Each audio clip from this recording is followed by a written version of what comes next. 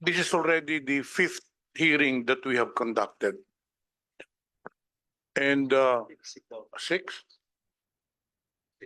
Okay. So, 6 na hong hearing ang ginawa natin dito. We have already heard all sides pertaining to this subject matter. We have discussed thoroughly all the pertinent provisions of Republic Act 11422. We exhausted already all arguments that needed to be discussed. And Mr. Chair, of the 6 hearings that we have conducted, this committee, I believe, was able to establish violations of Suarasug to their franchise. And may I repeat what has been stated by the author, Representative Gutierrez.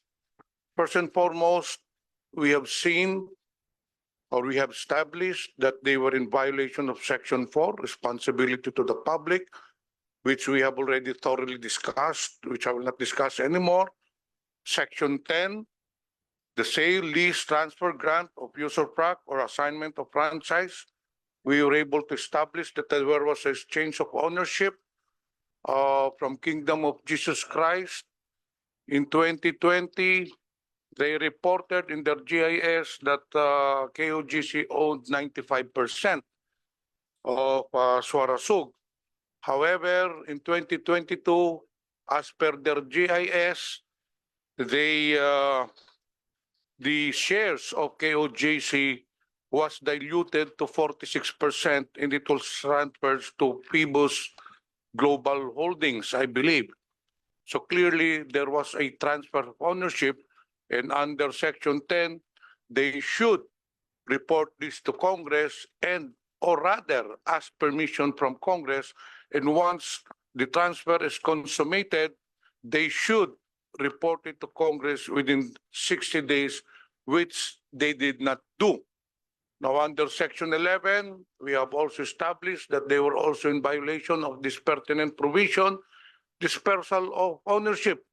It is very clear that in the life of their franchise, they should offer to Filipino citizens at least 30% of its outstanding stock.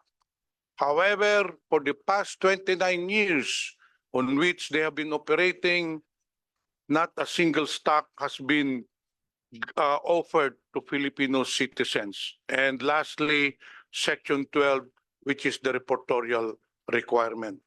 So, Mr. Chair, klarong-klaro ho, although of course, the legal counsels of Suarasug will oppose our findings. They have their own interpretation also of the law. But I believe that this committee has found sufficient grounds to revoke their franchise.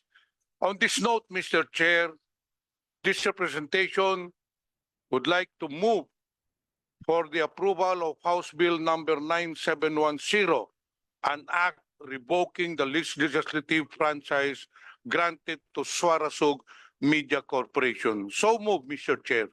There is a motion. Approval of House Bill 9710. Any second? Second the motion, Mr. Duly Chair. seconded by the Honorable Pancho. Any objections? The chair in objections. House Bill number 9710 is approved as with no amendments.